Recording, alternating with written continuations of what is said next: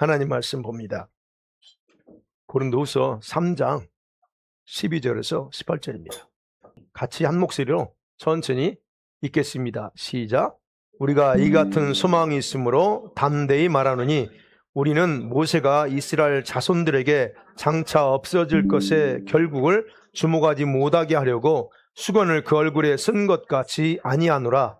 그러나 그들의 마음이 완고하여 오늘까지도 벗겨지지 아니하였으니 그 수건은 그리스도 안에서 없어질 것이라.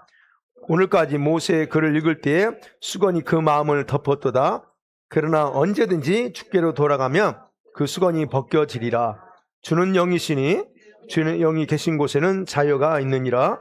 우리가 다 수건을 벗은 얼굴로 거울을 보는 것 같이 주의 영광을 보매 그와 같은 형상으로 변화하여 영광에서 영광에 이르르니 그 주의 영으로 말미암음이니라. 아멘.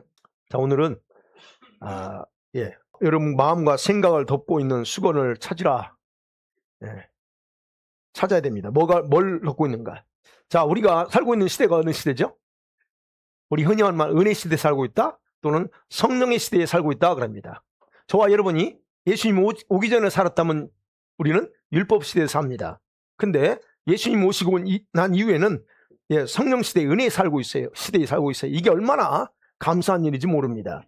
왜냐하면 우리가 아는 것처럼 여러분 구약은 우리를 율법으로 구속합니다. 그래서 이것저것 하라고 말합니다. 근데 하지 못하면 그 율법 우리를 자꾸 정죄합니다. 근데 어때요? 지금은 예수님이 십자가 사건으로 그 율법에서 완전히 자유케 되는 그런 은혜 가운데 있기 때문에 지금이 얼마나 복된 시대이냐 하는 겁니다. 바울이 지금 이 고린도후서 3장에서 교회 안에 있는 직분, 앞절에서 얘기합니다. 직분을 설명합니다. 그러면서 직분에는 영의 직분이 있고 그리고 의문의 직분으로 있다는 거예요. 이걸 비교하면서 지금 주님께서 저와 우리 모두를 새 언약에 속한 일꾼으로 선택하셨기 때문에 우리의 직분은 영에 속한 것이다 라고 얘기를 해요. 그게 이제 6절, 7절, 8절 쭉 나옵니다.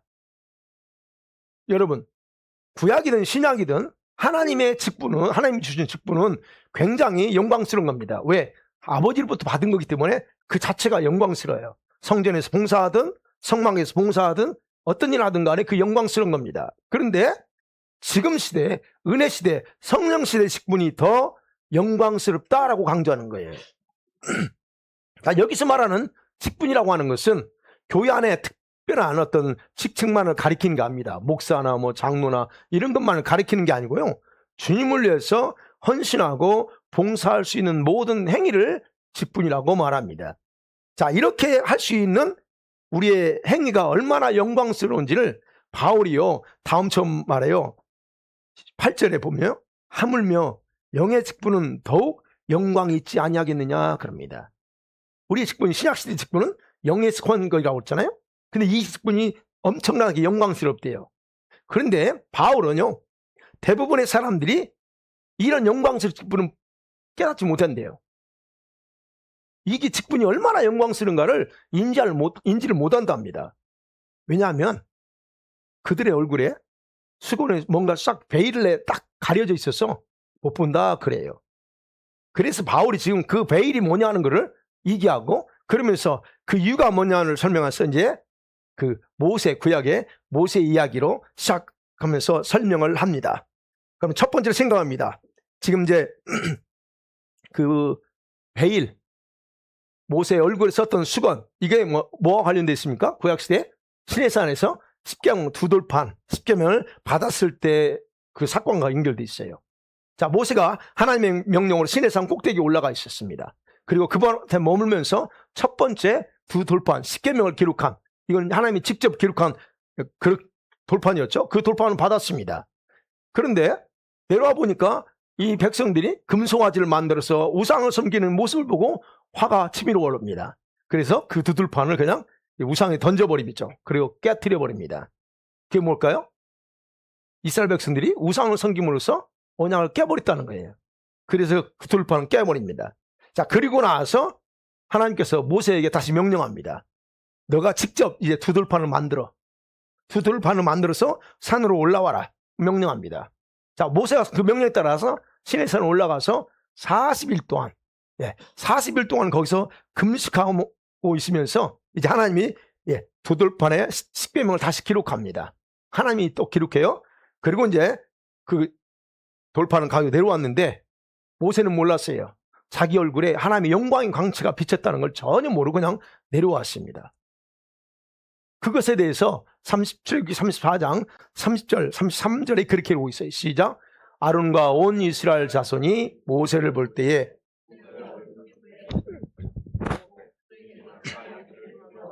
33절 모세가 그들에게 말하기를 마치고 수건으로 자기 얼굴을 가렸더라. 이러한 영광이 모세에게 있었는데 그거를 백성들이 두려워해요. 그래서 다 덮었습니다. 자, 여러분, 이런 영광의 빛은요 오늘날도 얼마든지 일어납니다. 언제 일어날까요? 여러분의 영광의 빛이 언제 임할까요?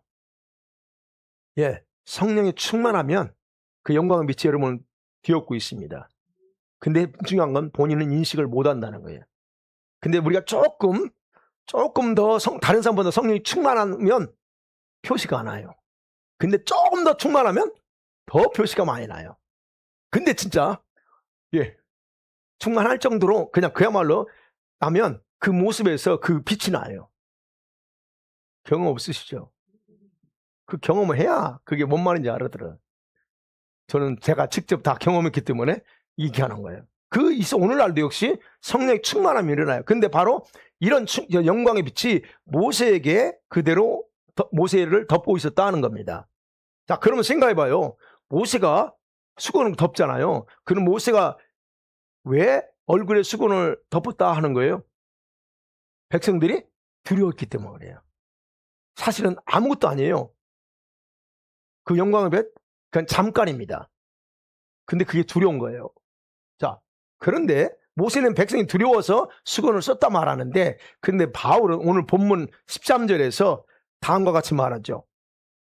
13절 같이 읽어볼까요? 시작. 우리는 모세가 이스라엘 자신들에게 장차 없어질 것에 결국을 주목하지 못하게 하려고 수건을 그 얼굴에 쓴 것 같이 아니하노라. 백성들이 이 바울은 이걸 설명하기를 뭐라고 그래요? 백성들이 장차 없어져 영광은 없어지는 겁니다. 은혜도 여러분이 없어지잖아요. 그 없어질 것에 주목하지 못하게. 다시 말씀드리면 모세의 얼굴에 비추이는 그 빛 광채는 그가 시내산에서 하나님 앞과 정면으로 이렇게 하나님과 대화하면서 기도할 때에 그에게 임한 것이에요.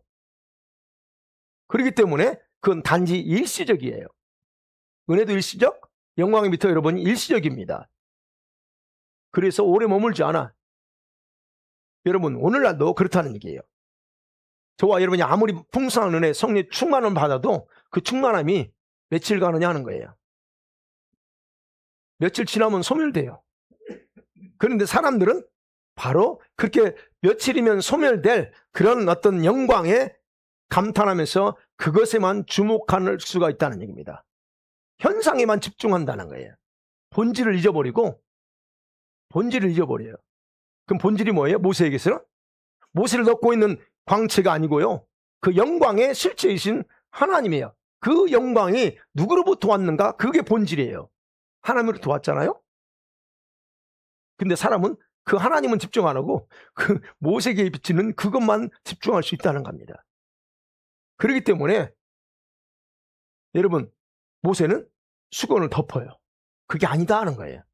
이게 바로 여기에 상징적인 의미가 있습니다. 모세가 얼굴에 수건을 덮었다는 것. 다시 말씀드리면 하나님께서 자신의 실체를 사람들에게 정확하게 계시하지 않습니다. 그리고 부분적으로 마치 수건으로 덮어서 보일락말락하게 나타나셨다는 게 상징적인 의미입니다. 그렇죠? 여러분 하나님을 알면 어느 정도 알아요? 보여진 데까지 막 모르잖아요. 그게 바로 수건으로 덮은, 베일로 딱 덮은 거 똑같다는 얘기예요. 그러자 이제 어떻게 해요? 이제 다시 본문으로 돌아와서 이게 하나님이 우리를 자기 자신을 이렇게 100% 계시 안 해줘요. 그러니까 사람들이 이제 추측합니다. 다양하게 추측하기 시작해요. 하나님이 도대체 어떻게 생겼을까? 어떤 모양일까? 그래서 뭘 만들어요? 각자 자기의 문화에 맞게 형상을 만들어요. 그래서 저 가나안 지역에 그 각 신들이, 부족들이 섬기는 신들이 다 다양한 거예요. 왜? 그 부족에서는 신을 그냥 염소 모양을 만들고, 어디에서는 다곤신, 그 물고기 모양의 모양을 만들어요. 그런 식으로 추측해서 만듭니다. 근데 그런 건 다 실제로 이제 근거가 없죠. 그런데 우리가 오늘날로 보면, 여러분, 오늘날 하나님에 대해서 우리 기독교인들이 하나님에 대해서 말할 때 다 없는 얘기를 하지 않습니다. 성경에 있는 얘기를 다 하죠. 성경 기초에서. 그런데 여러분, 예수님이 오시면 그 수건은 벗겨지고, 그리고 하나님을 완전히 정확하게 알 수 있도록 하나님께서 그렇게 하셨습니다. 그래서 예수 그리스도만이 그 수건으로 가려진 그 부분을 정확하게 드러낼 수 있는 분이라는 거예요. 여러분, 예수님이 이 수건에 가려진 하나님의 영광의 본체이고, 그도 뭐라고 했어요? 실체다 그랬어요. 히브리서 1장을 보면 예수님은 누구냐? 영광의 본체의 실체예요. 하나님의 영광. 그래서 하나님은 예수 그리스도를 땅에 보내심을 통해서 자신을 정확하게 드러내는, 내가 누구냐 하는 것을 정확하게 드러내셨다. 그래서 예수님을 본 사람은 누구를 봤다고 그래요? 하나님을 본 것이고, 주님께서 그렇게 강조하는 거예요. 요한복음 14장 9절에서 이렇게 강조하잖아요. 시작. 예수께서 이르시되 빌립아, 내가 이렇게 오래 너희와 함께 있으되 너가 나를 알지 못하느냐? 나를 본 자는 아버지를 보았거늘 어찌하여 아버지를 보이라 하느냐? 예수님을 본 사람은 아버지를 본 거예요. 즉 예수님을 통해서 예수님 그 베일에 가렸던 하나님을 정확하게 다 계시해 줬다 하는 겁니다. 자, 그러면 돌판 속에 담긴 십계명 있죠. 그 십계명이 뭘 의미해요? 하나님이 어떤 분인가를 그 계명 속에 담고 있어요. 하나님이 어떤 분이냐는 거예요. 정확하게 알려준다는 겁니다. 여러분, 구약에서 하나님은 자신을 이렇게 문자와 율법의 조항으로 나타냈어요. 그래서 율법이잖아요. 근데 이제는 그것에 갇혀 있지 않습니다. 하나님은 우리가 생각하는 이론과 여러분이 개념 안에 계시지 않는다는 거예요. 바리새인들이 이걸 바로 오해한 겁니다. 성경에. 오늘날도 많은 학자들, 많은 종교인들이 하나님을 이런 식으로 오해해요. 하나님을, 바리새인들이 어떻게 했어요? 하나님은 자기들의 이전의 근거에서 존재하고 일하시는 분이다라고 딱 자기들의 프레임에 딱 갖춰놓고 하나님은 이런 분야라고 생각했다는 겁니다. 학자들이 그래요. 신학자들 마찬가지야. 하나님을 그 자기 신학의 이론에 딱 가둬놓고 하나님을 설명합니다. 여러분, 예수님이 오신 이후부터는 하나님은 이제 유대인의 위정이나 학자들의 그런 어떤 프레임 안에 고정관념에 계시지 않는다는 거예요. 모든 사람들에게 제한 없이 활동하고 계시면서 자신을 나타나고 계십니다. 오늘 여러분 삶 가운데 하나님이 어떻게 여러분 자신에게 계시해 주셨나요? 하나님이 어떤 분이라고 여기를 오늘 하루 사시면서 경험하셨어요? 이것도 질문이 또 어렵죠. 무거운 질문이야. 오늘 살면서 하나님 분명히 삶 가운데서 이렇게 일하시면서 여러분 일할 때 옆에서 같이 하시면서 뭔가 자신을 리빌 하셨는데 그게 이제 뭐냐고 하면 이제 무겁죠. 뭔가를 보세요. 도대체 하나님이 오늘 내 삶 가운데서 어떤 모습으로 나한테 자신을 나타내 주셨는가? 하나님은 여전히 그렇게 하신다는 얘기예요. 하나님은 영이기 때문에 바로 예수님을 통해서 누구든지 이해하기 쉽게 그리고 정확하게 자신을 영적으로 나타내세요. 우리는 그분을 볼 수 없잖아요. 영적인 그런 부분으로 나타내요. 그래서 1차적으로 그분은 영이시기 때문에 그분의 입에서 나오는 모든 말씀이 곧 뭐라고 그래요? 영이다 그러는 거예요. 그리고 그분이 행하신 모든 일은 다 영적인 일이에요. 그래서 자꾸 우리가 영적하면 너무 영적이라고 얘기하지 마. 그런 분들이 있어요, 교회 안에. 왜 모든 걸 영적이다라고 얘기하고 신비주의처럼 영적한다고 그래요. 많은 목회자들 그렇고요. 여러분, 그런데요, 하나님 영이세요. 영이신 그 하나님 뭔가를 행하실 때는 영적인 일을 하는 거지 우리 육적인 일을 하지 않습니다. 그럼 우리는 그걸 영적이라고 말해야 되지 어떻게 육적이라고 얘기하냐고요. 여러분은 그게 동의하시나요? 네, 영적인 거예요. 우리가 모든 하나님 행하신 모든 일 가운데. 자, 이렇게 하나님의 실체를 보여주신 예수님이 오셔서 이제 영적으로 그렇죠? 설교를 합니다. 그런데 영이신 그 하나님의 말씀을 선포하죠. 근데 유대인들이 사람 취급도 하지 않았던 그런 사람들이 그 예수님 발 앞에서 고개를 끄덕끄덕하면서 말씀을 잘 받아먹어요. 그런데 유대인들은 어떻게 해요? 바리새인 같은 유대인들은 예수님을 거부하고 비난합니다. 상가보이 왜 그러냐는 거예요.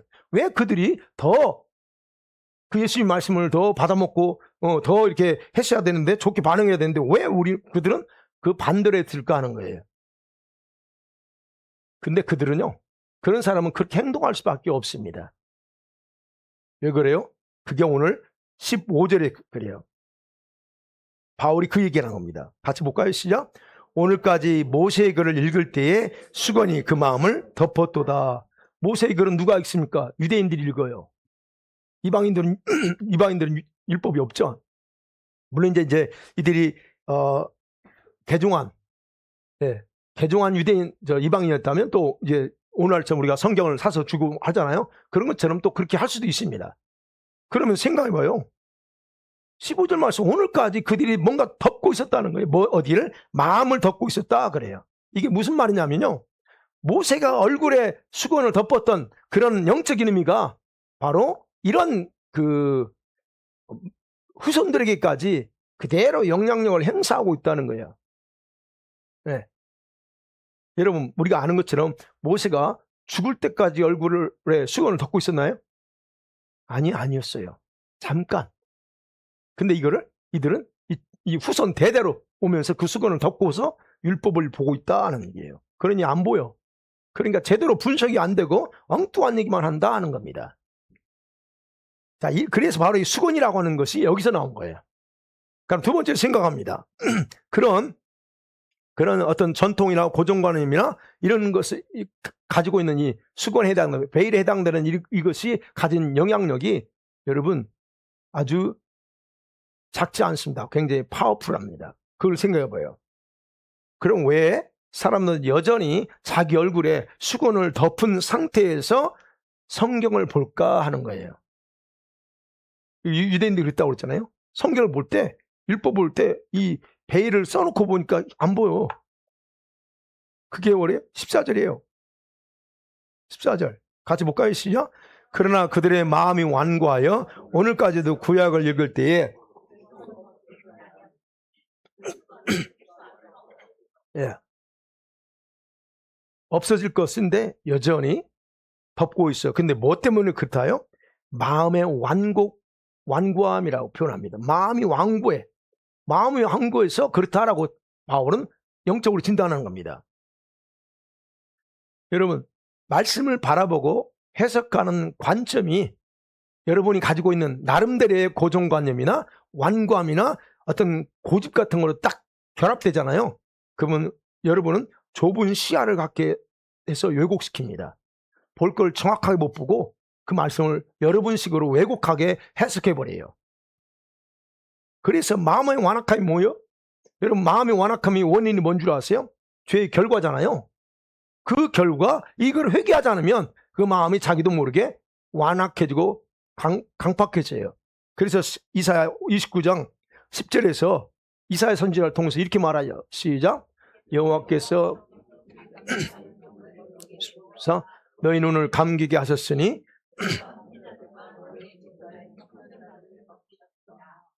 예. 그 다음에 고린도후서 4장 서절에 보면 바울이 또 이렇게 말합니다. 시작. 그 중에 이 세상의 신이 믿지 아니한 자들의 마음을 혼미케 하여 그리스도의 영광의 복음이 제가 비치지 못하게 하미니 그리스도는 하나님의 형상이니라. 이 세상 신이요. 바울이 그래요. 그 원인을 영적으로 진단해서 뭐라고 해요? 이 세상 신이 그들의 마음을 혼미케 했다라고 하는 거예요. 덮어버렸어요. 그러니까 결국 마음의 완악함은 하나님께서 회개하지 않았을 때, 회개 기회를 줬는데 회개하지 않았을 때, 여러분 이러저러한 이유로 그렇게 핑계대면서 회개하지 않을 때 내리는 진노의 일부입니다. 왜 내 마음이 완곡해질까? 왜 내 마음이, 아니 성령이 계시고 여러분이 말씀 늘 듣고 그렇게 살면서 왜 마음이 자꾸 부드러워지지 않고 강팍해지지 않은 거예요? 왜 고집이 더 강해지냐는 거예요. 왜 마음이 어딘가 모르게 자꾸 이렇게, 예, 그거 있죠. 왜 그러냐는 거예요. 회개하지 않은 죄에 대한 어떤 그 뭐랄까요, 진노의 일부분이 그런 식으로 나타납니다. 하나님은 진노한다 할 때 막 여러분을 다리에 뿌리고 부러뜨리고 돈 없이 이런 건 하지 않습니다. 여러분 어느 부분을 기능을 마비시켜, 이것도 역시 진노의 일부예요. 바로 그 마음의 완검이 그렇다는 겁니다. 그래서 이런 상태에 있을 때 하나님의 말씀을 읽어도 깨닫지 못합니다. 그게 왜 그래요? 마음의 눈이 닫혔기 때문에, 이 베일로 딱 닫혔기 때문에. 그리고 그것이 바로 베일이 눈에 덮여서 정확하게 선명하게 보지 못하기 때문에 그렇게밖에 되지 않는다라고 바울은 말합니다. 바로 그것이 바리새인들, 성경에서 바리새인들이 그랬는데, 여러분 바리새인 하면 종교적으로 어떤 사람들이에요? 대단한 열심을 가진 사람들이에요. 하나님을 향해서만큼은 대단한 열정 가지고 있던 사람이에요. 오늘도 여러분 이스라엘 가보세요. 그분들은 검은 옷에다 검은 망토 쓰고 있어요. 그들만큼, 예, 뜨거운 열심 있는 그 자기들의 그 하나님에 대해서 그런 사람 없습니다. 그리고 그들은 누구보다도 하나님을 사랑하고 말씀을 사랑하는 사람들이에요. 그들의 입장에서는. 그런데 그들의 삶을 예수님은 뭐라고 하냐면, 너는 마귀를 따르는 삶이야 그거. 마귀의 행위를 복사해서 사는 거다라고 예수님이 진단하잖아요. 그들은 어느 누구도 마귀가 자기 아버지라고 생각하지 않습니다. 그렇게 생각한 적이 없어요. 그러니까 당당한 거죠. 근데 예수님이 뭐라고 그래? 요한복음 8장에서 네 아비는 아브라함의 하나님이 아니야, 마귀야 그럽니다. 너희는 마귀의 자식이야 그래요. 아니 어떻게 그랬을까 이런 거예요. 주님의 눈에는 그들의 삶, 행동이 다 마귀가 하는 일을 그대로 본받고 있었다는 거예요. 그러니까 여러분의 마음의 완악함, 고집스러움을 그대로 가지고 산다? 그거 주님의 눈에 볼 때 뭐처럼 보고 있다는 거예요? 좀 마귀 자식처럼 하고 있다 이게는 거예요. 그게 중요한 겁니다, 여러분. 그럼 봐요. 어떻게 그걸 마귀 자식 또는 마귀 행위를 따르게 됐을까? 결국 오늘 말씀에 보면 그들은 뭐예요? 그들의 마음에 수건을 덮은 채로 희미한 상태에서 정확하게 보지 못하고 신앙생활을 했다는 겁니다. 이것이 뭐예요? 전통. 이것이 고정관념. 이것이 어떻게 해요? 각자 자기만이 가지고 있는 그런 어떤 프레임. 이게 바로 가지고 있는 부정적인 영향력 중에 하나예요. 그러니까 여러분과 제가 한번 생각해 봐야 돼요. 여러분 어떻습니까? 여러분 크리스찬이죠? 크리스찬인 거 맞습니까? 예수 믿는 사람 맞아요? 우리 아이들 예수 믿어요? 맞아요? 맞는 줄 알아. 여러분, 그런데 우리 크리스찬들이 바리새인과는 다르지만 오늘날 너무나 많은 우리 신앙인들이 하나님에 대해 너무 몰라. 하나님에 대해 너무 잘 모릅니다. 여러분 하나님 어느 정도 알아요? 네. 오늘날 목회자나 우리 성도들이 문제 중에 하나는 이거예요. 하나님을 몰라도 너무 모르고 산다는 거. 바리새인들 종교적으로만 알지 하나님을 너무 모른다는 거예요. 성령의 능력을 통해서 하나님은 가시적으로 자신을 나타냅니다. 하나님은 자신을 나타내는 방법이 너무나 다양해요. 그런데 이런저런 방법으로 나타나는데 그 나타내시는 하나님의 어떤 그 모습들을 바리새인들처럼 오늘날 많은 성도들, 목회자들이 오늘날 이론화시켜요. 그걸로 지식적으로 해서 무시해버려요. 하나님은 그렇게 하시는 분이 아니다라고 하면서 무시합니다. 오늘날 하나님은 초대교회 때나 그렇게 했지 지금은 그렇게 하나님은 안 하셔라고 제안해버립니다. 이렇게 여러분 생각하고 말하는 것이요, 여전히 모세의 수건에 의해서 그들의 마음이 덮고 있다는 표시입니다. 하나님은 언제든지 자기가 원하는 대로 다실 수 있어요. 그러나 때로는 우리의 상식을 벗어나지 않습니다. 항상 그거는. 그렇다고 한번 생각해봐요. 여러분의 내면에, 여러분 내면에요, 마음과 생각 속에 아직도 벗어버리지 못한 어떤 그 베일, 수건이 있지 않은가 봐야 된다는 겁니다. 보여요? 희미한 것들이죠, 여러분. 아직까지도 긴가민가한 것들이요, 여러분 이렇게 덮여 있다는 거예요. 이 수건은요, 여러분의 마음과 혼의 영역에 다른 것을 보지 못하라고 덮고 있어요. 이 수건은 여러분과 저의 고정관념의 형태로 존재하고, 그리고 짧은 지식, 그 짧은 지식 가지고 뭐 대단한 것처럼 그 짧은 지식과 경험의 형태로 이 베일이 딱 덮여 있을 수 있고요.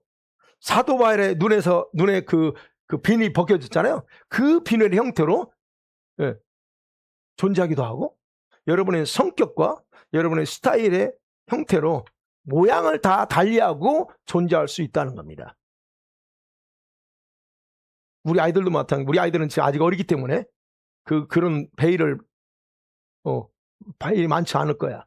빨리 그걸 다 정확하게 분별할 줄 알아야 되는데, 여러분, 그런데 이런 부분에서 바울은 이 수건이 우리가 예수 그리스도에게 돌아가면 다 벗겨진다 그래요. 16절에 그랬잖아요. 같이 볼까요? 시작. 언제든지 주께로 돌아가면 그 수건이 벗겨지리라. 예. 자, 이 그리스도께 돌아가면 벗겨진대요. 그러면 이 말씀은 여러분이 예수님을 믿으면 보지 못하게 하는 것들에서 자유하게 된다는 원리를 제공하는 겁니다.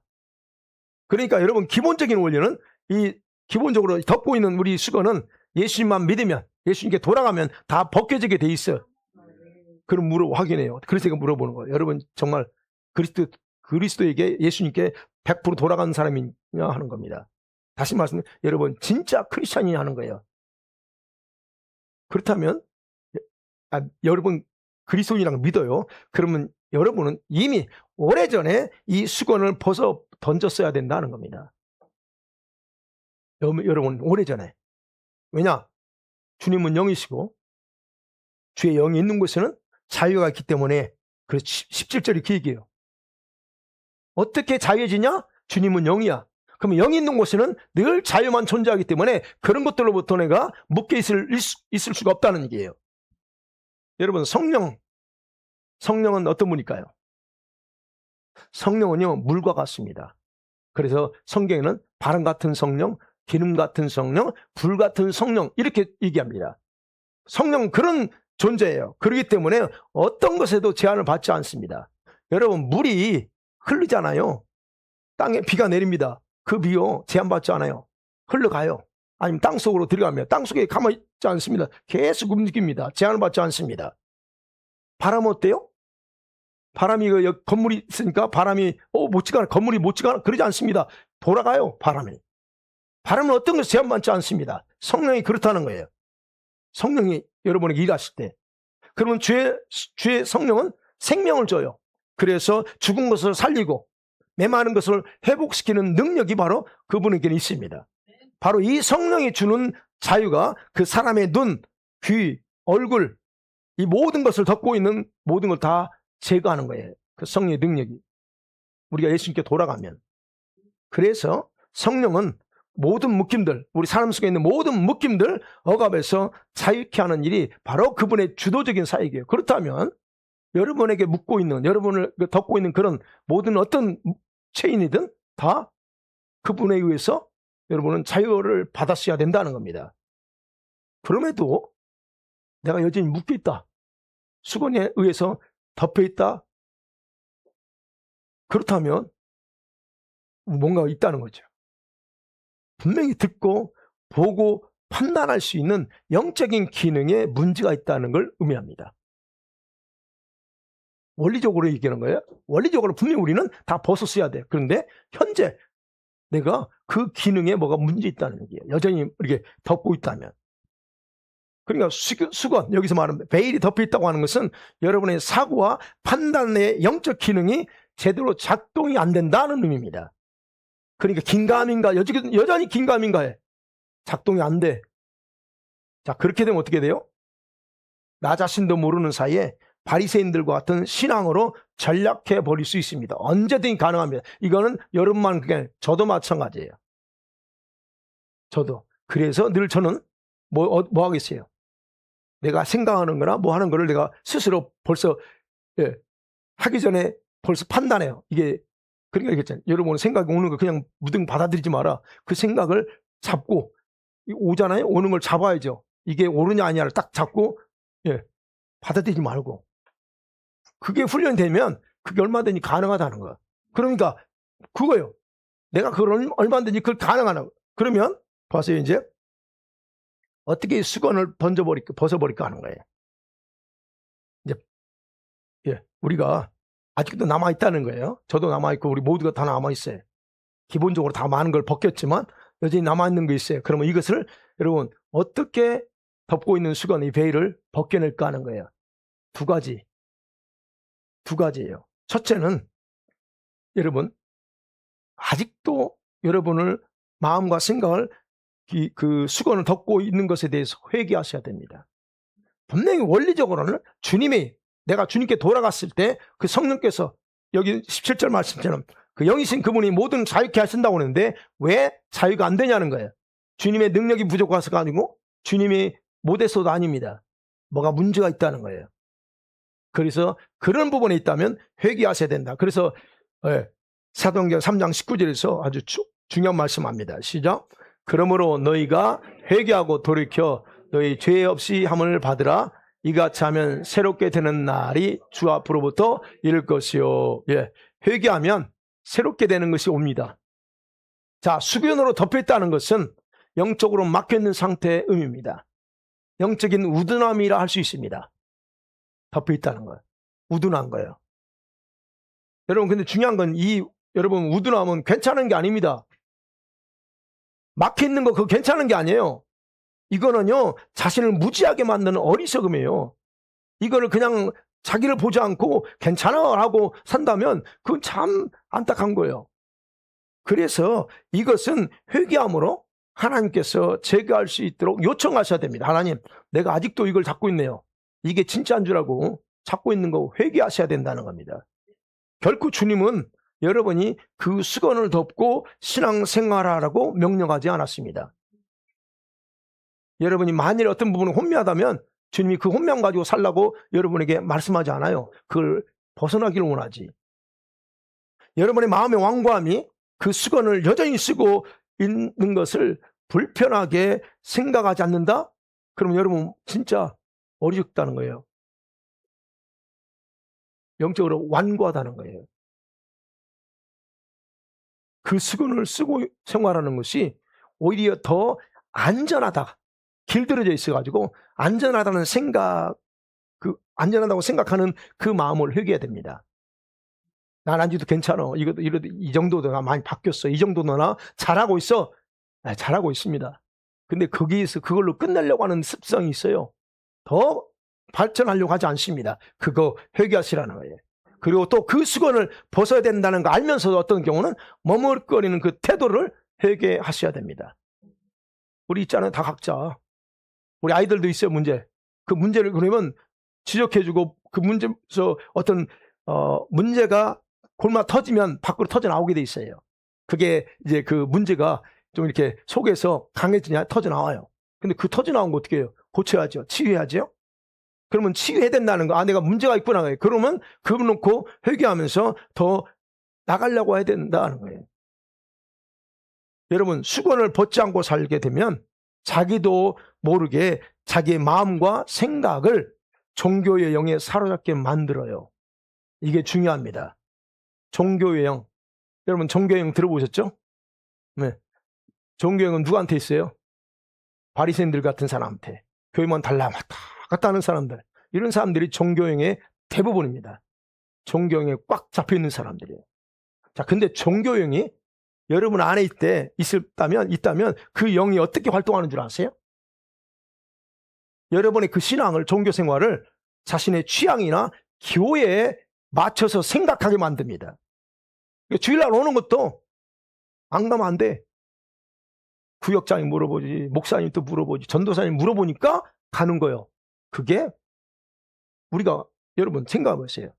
주일날 예배하는 거는 우리가 당연히 해야 되는 거 아니에요? 누가 뭐라고 해서가 아니고 그렇지 않습니까?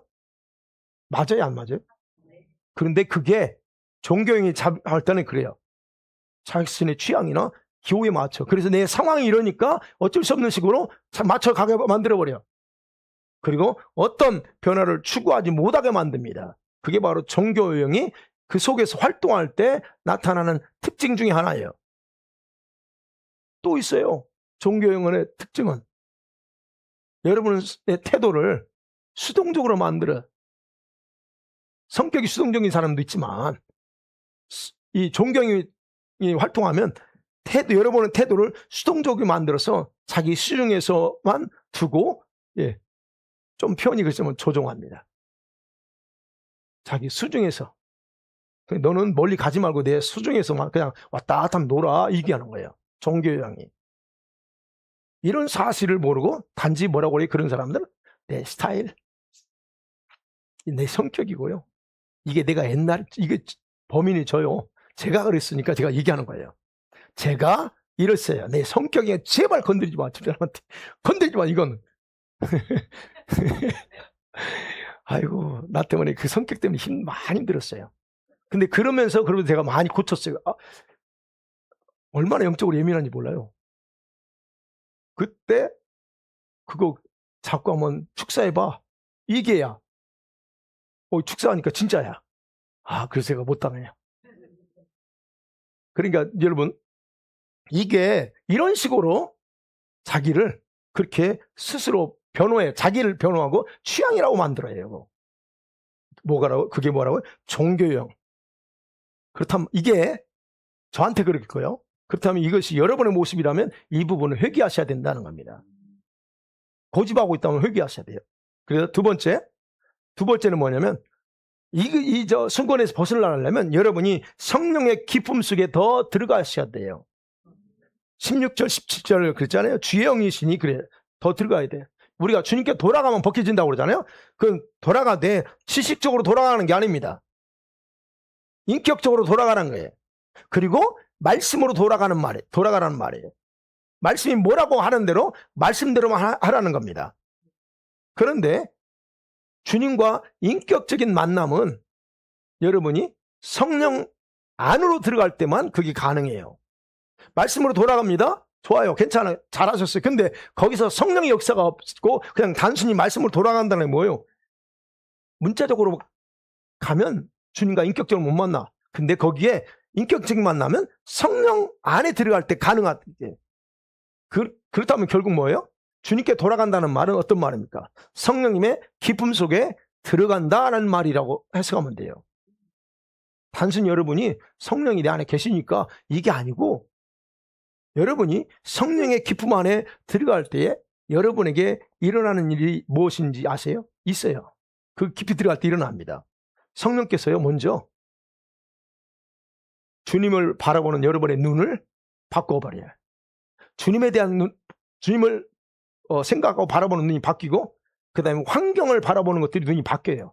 예전에는 늘 부정적으로 왜 나한테만 일어나고 막 투덜투덜하던 것들이 바뀌어요. 그리고 자기도 모르게 내 마음이 바뀌고 있어. 성령께서 나를 바꿔버려요. 그 일을 그렇게 하십니다. 그래서 18절이 중요합니다. 18절 같이 봐요. 시작. 우리가 다 수건으로 벗은 얼굴로 상으로 변하여 영광에서 영광에 이르니 그 주의 영으로 말미암음이라. 우리가 온전하게 성령의 기쁨 안에 들어가면 주의 영광을 보게 돼요. 주의 영광. 그렇게 되면 저와 여러분은 주님의 형상으로 변화돼서 그분의 더 큰 영광에 이른다는 거예요. 그러니까 우리가 그냥 이거는 그냥 하나님 얘기가 아니고 우리가 좀 아까 모세가 영광을 덧입은 것처럼 저와 여러분이 영광 안에 더 깊이 또 하나님의 영광을 더 크게 덧입혀 줄 수 있는 거, 그런 부분은 성령의 기쁨 속에 들어갈 때 가능하다는 거예요. 그렇게 기쁨 속에 들어갈 때 우리를 덮고 있는 베일들이 하나씩 다 제거될 거 아닙니까? 그러면 더 그분이 우리한테 부어주신 것들이 더 깊어지고 영광이 여기 그래서 18절 이게 중요한 거예요.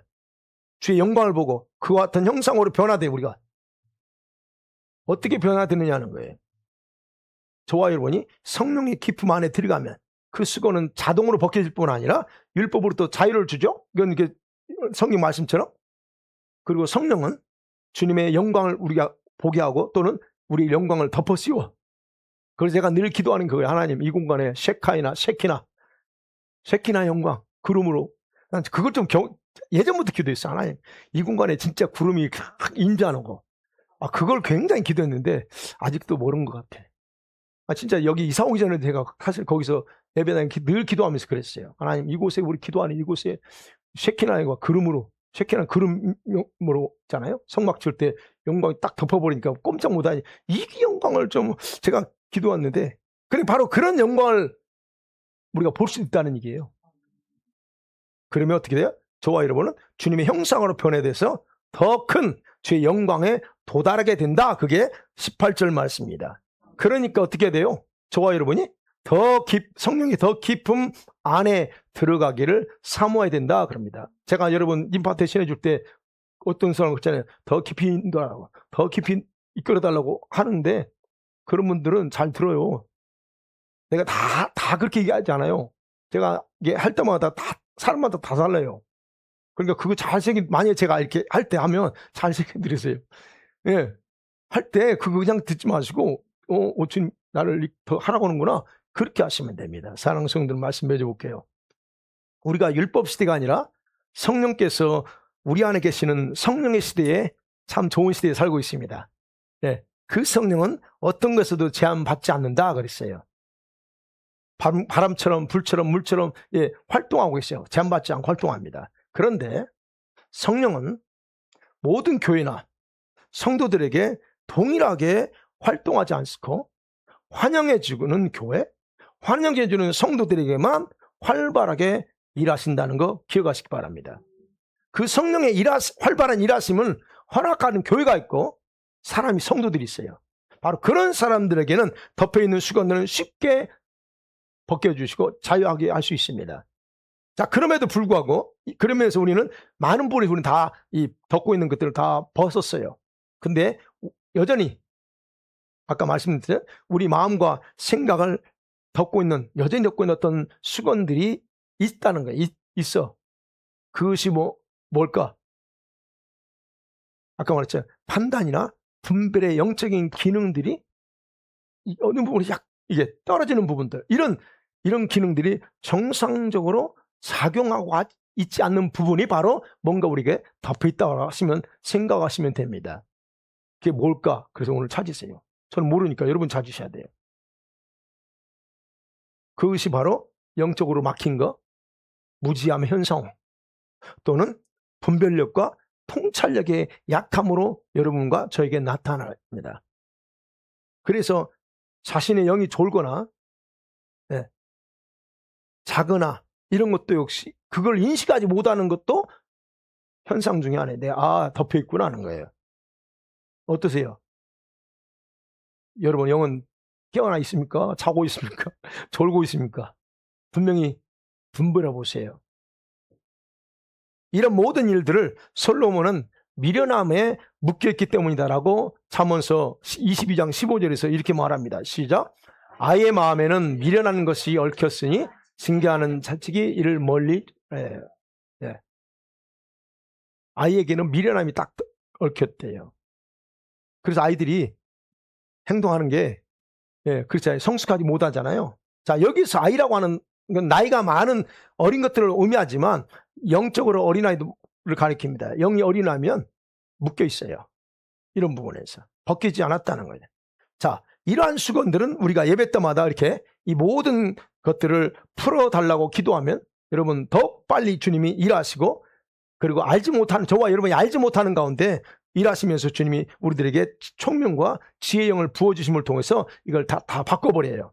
그래서 제가 기도할 때 하나님의 일곱 영에는 바로 이 기능을 회복시키는 능력이 작용해요.